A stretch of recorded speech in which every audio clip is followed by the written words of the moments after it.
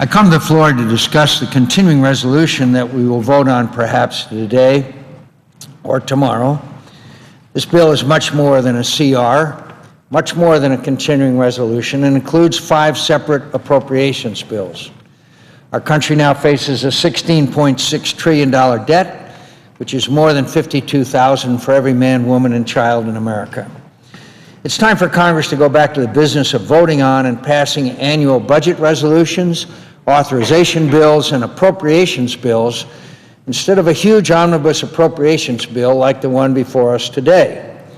This continuing resolution includes numerous examples of egregious pork barrel projects, as well as billions in spending that was never authorized by the Appropriate Committee and not requested by the administration. The American taxpayer expects more and deserves more than what we're giving them in this bill. One unfortunate example of Congress overstepping in this CR is the ongoing inclusion of an appropriation rider that prohibits the Postal Service from moving to a 5-day mail delivery.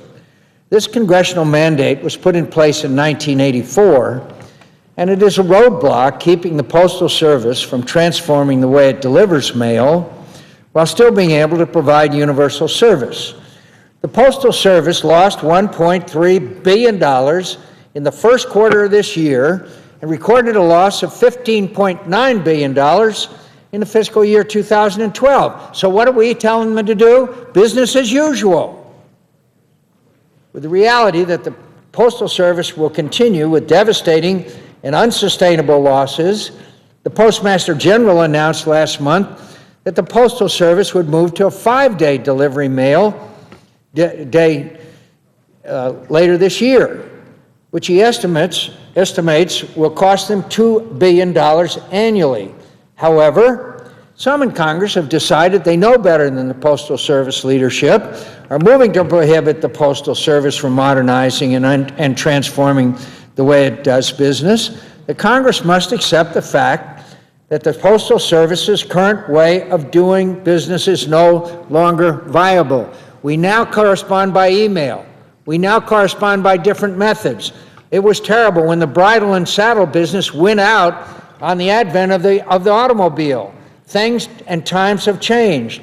Huge percentages of the mail delivered today are what we call, quote, junk mail, advertising. It is no longer the primary way with which Americans and people in the world, for that matter, communicate. The American public conducts business in a different way even 5 years ago. We got to allow the Postal Service to adopt changing times in order to have a postal service in the future, and this includes 5-day mail delivery.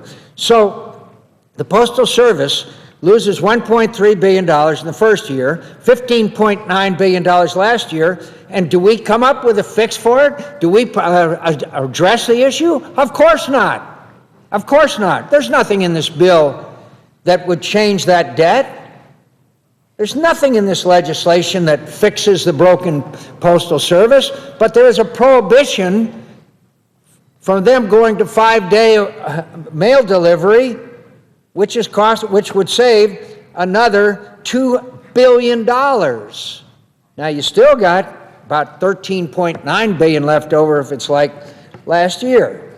So here we are, telling the Postal Service they can't go to 5-day delivery, but we have no fix for this problem. And who picks up the tab?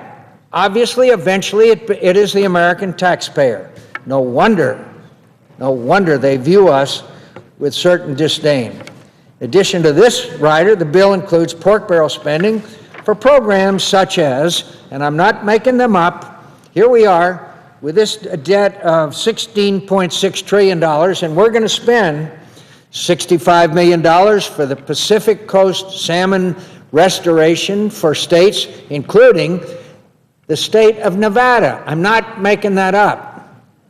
$65 million for the Pacific Coast salmon restoration, including Nevada, a program that even President Obama mocked this program in his 2011 State of the Union address. $14.7 million for the U.S. Department of Agriculture Watershed Rehabilitation Program, which the administration has suggested eliminating for years, $993,000 in grants to dig private wells for private property owners, $10 billion for the U.S. Department of Agriculture's high energy cost grants programs that go to subsidize electricity bills in 2 states, Alaska and Hawaii. $5.9 million for the USDA's Economic Impact Initiative grants. Now, the Economic Impact Initiative grants have become slush funds for local governments to do such things as rehab an exercise room, renovate a museum on the Pacific island of Palau, and buy kitchen equipment for city government offices. Now I'd like to talk a bit about defense spending. And this is probably the most painful part of my comments, and I will explain why later on. Defense spending includes over $6 billion, $6 billion in unrequested or unauthorized funding for programs for the Department of Defense. At a time when the Department of Defense is facing the impact of sequestration on top of the $487 billion in cuts directed by the President, we can't afford to spend a single taxpayer dollar on programs that are not a priority for the Defense Department and our national security. The following things are beginning to happen now that the Department of Defense is under sequestration. The Navy was unable to deploy the USS Truman, an aircraft carrier, to the Middle East at a time when the centrifuges in Tehran are spinning. 80% of the Army's non-deploying brigades have reduced readiness. Army base operations have been reduced 30%. The Navy is reducing flying hours on deployed carriers in the Middle East by 55% and shut down all flying for 4 of the 9 carrier air wings.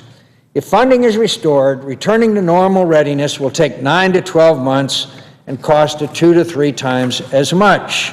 The Air Force is delaying planned acquisition of satellites and aircraft, including JSF and the AC-130J, which will increase the future costs of these systems. And the Commandant of the Marine Corps, the Commandant of the United States Marine Corps has said by the end of this year, more than 50% of my combat units will be below minimal acceptable levels of readiness for deployment to combat. My friends, and here we are,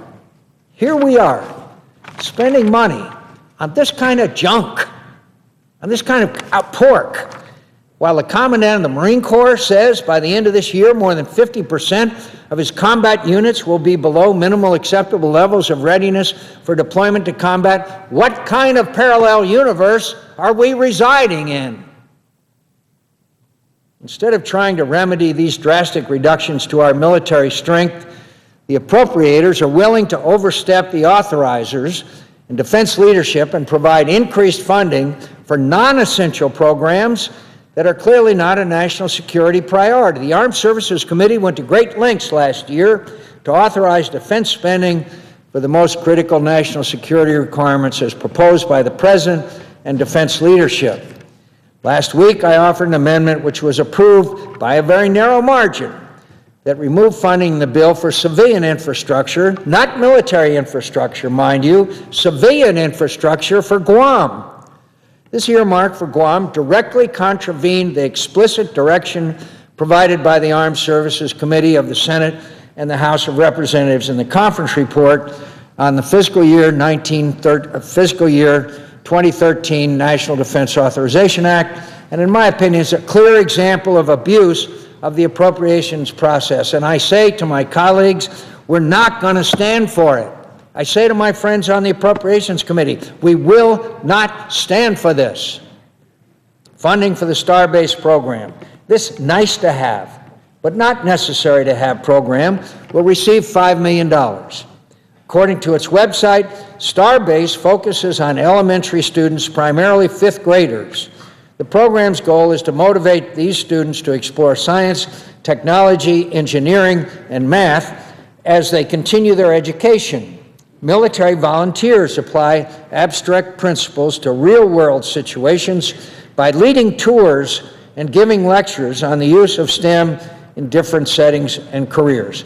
I'm sure that's a nice thing to happen. I'm sure that Starbase it's nice that 5th graders are able to hear from members in the military. Meanwhile, we can't deploy an aircraft carrier.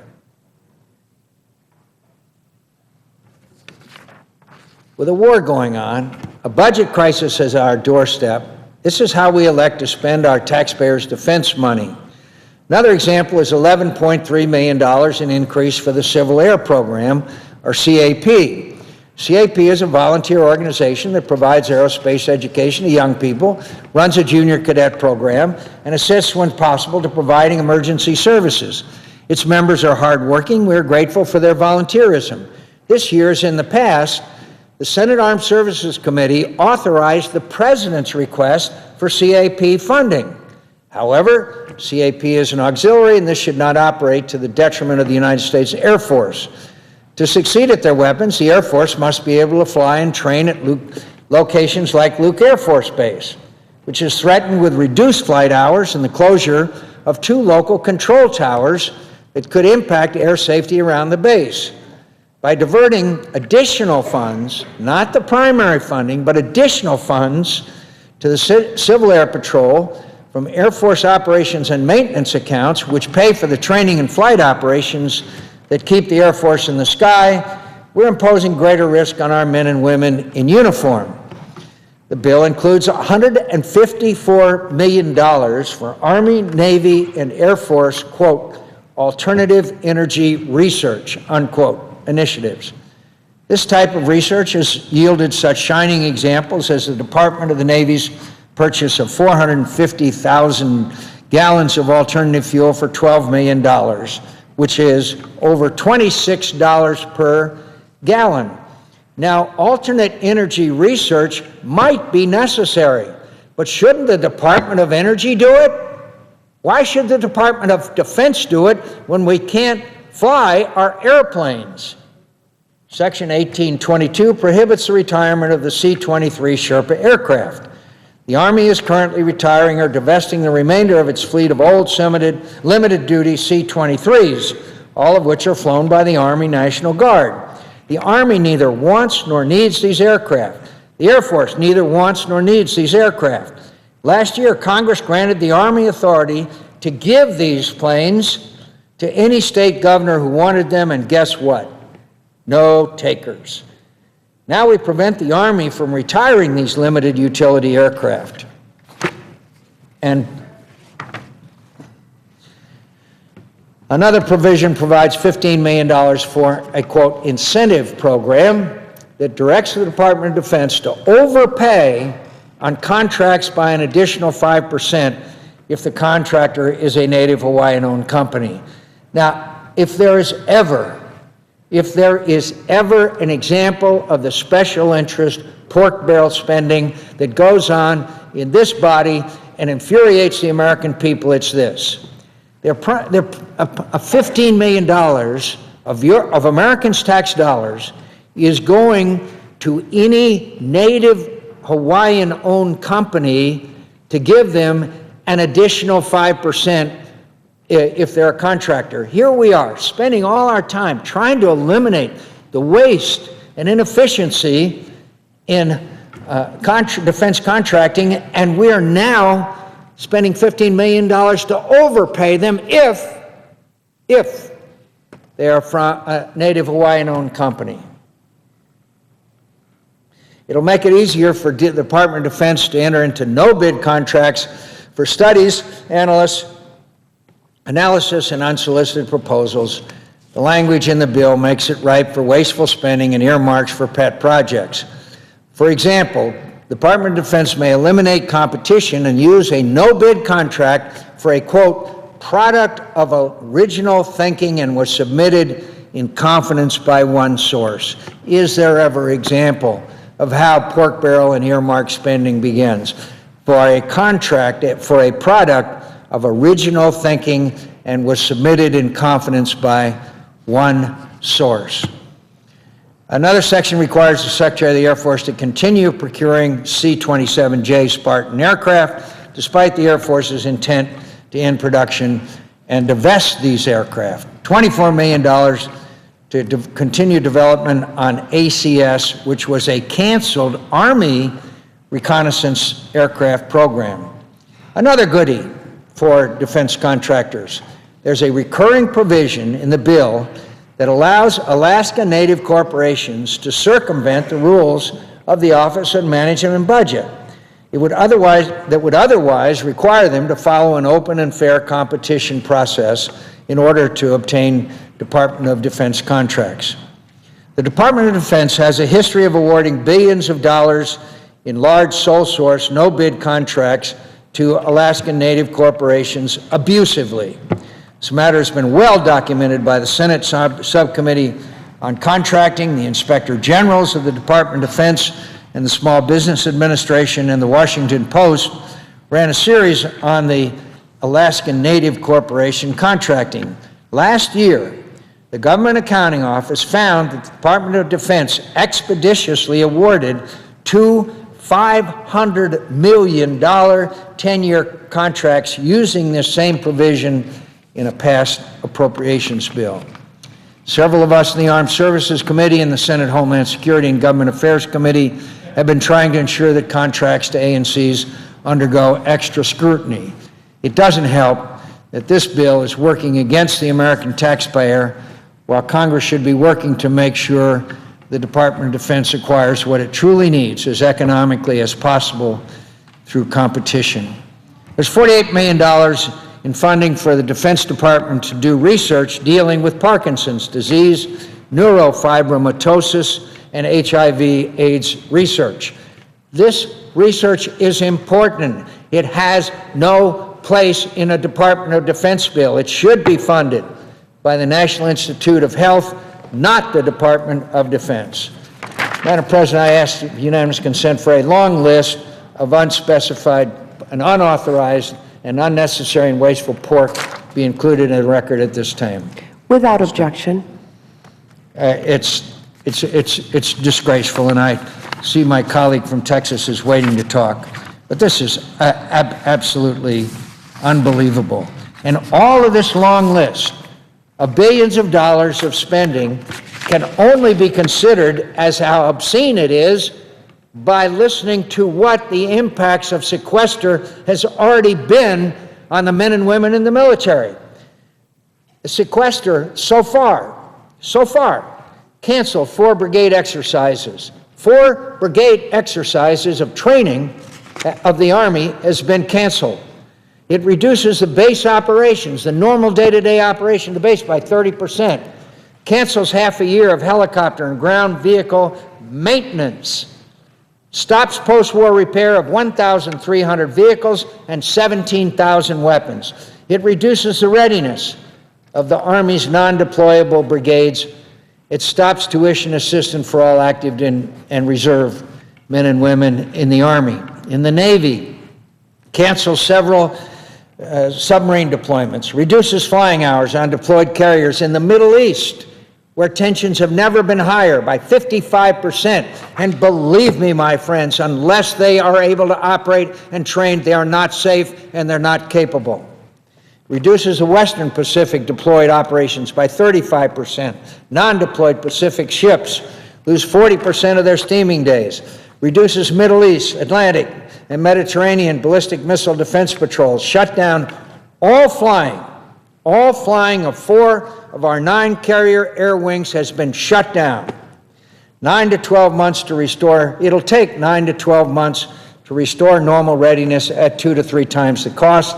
Cuts all major exercises that are going on. Defers emergent repairs. The USS Truman deployment to the Middle East delayed indefinitely. The Eisenhower carrier deployment extended indefinitely. The USS Nimitz and Bush Carrier Strike Force will not be fully ready for scheduled 2013 deployments.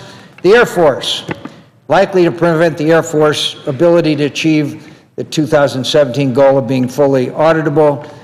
Over 420 projects at 140 installations across the Air Force are canceled. It affects runway repairs and critical sustainment projects, delays planned acquisition of satellites and aircraft. reduces flying hours for cargo, fighter, and bomber aircrafts, and the Marine Corps. It's unable to complete the rebalancing of Marine Corps forces to the Asia-Pacific region.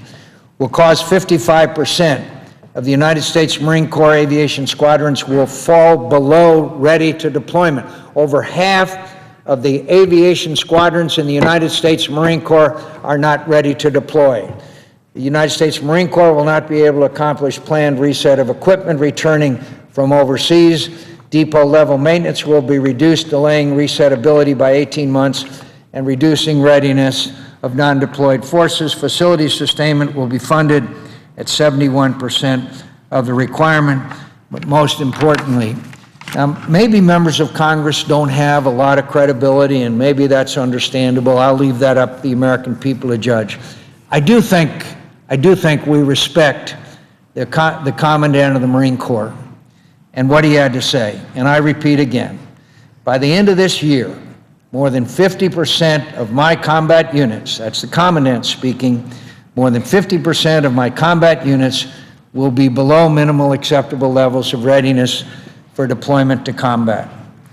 Now, over the weekend, there was a gathering here in our nation's, in the Washington, D.C. area of a group of our conservative Americans and members of the Republican Party, and references were made to people who were too old and moss-covered, and that we need new and fresh individuals and ideas and thoughts, and I agree with all of those, every bit of those recommendations and comments that were made. But there is a little bit of benefit of being around for a while. And my friends, I'll tell you right now, I've seen this movie before. I saw it after the Vietnam War.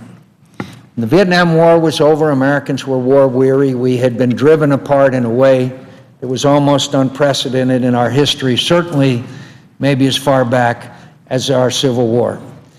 America was torn apart, and the first casualty of that was our military. Our military was cut and cut and cut and cut, to the point where in 1979, I believe it was, the Chief of Staff of the United States Army came before Congress and testified, and it was kind of a seminal moment. And he told the Congress and the American people that we had a, quote, hollow army that would be unable to defend this nation adequately. It also happened to coincide when a group of brave Americans were being held hostage in the embassy in Tehran, made famous by a fantastic movie called Argo. And along came a guy named Ronald Reagan, who promised that we would restore our military, that would restore our capabilities, that would make America the leader in the world again, and a simple phrase called peace through strength. I want to tell you what we're doing with this sequestration. What we're doing with this sequestration is an exact replay of what we did after the Vietnam War. I understand that the American people are war-weary. I understand there are savings that can be made, and large savings made in our defense spending. But to do it like this puts the security of this nation in jeopardy. We are blessed with the finest military ever in our history, and I say that with great respect to my predecessors who fought in previous wars. Our all-volunteer force is the best this nation has ever produced. It's the best of America. We all know that. And you know what's happening to them right now? I'll tell you what's happening to them right now because I talk to them all the time. They don't know where their next deployment is going to be. They don't know if they're going to be adequately trained to defend this nation or not. They've lost confidence. They have lost confidence in the leadership of this nation. And the good ones, the really good ones, are getting out. They're not going to stay in a military in which they believe there is no future and they're unable to defend this nation. And I tell my colleagues that, ask anyone in the military today, junior officer, senior enlisted person, and they'll tell you they are disgusted with what's going on. And the least we can do is give them the ability to train and to operate to defend this nation. And this sequester and this legislation we are considering is a direct contradiction to everything we have said and promised them that we would do for them when they agreed as a volunteer to serve this nation. And it's a shameful period in the history of this Congress, the presidency, and the way we have gone about this business. And we will, and maybe very likely, pay a very, very heavy price. Madam President, I yield the floor.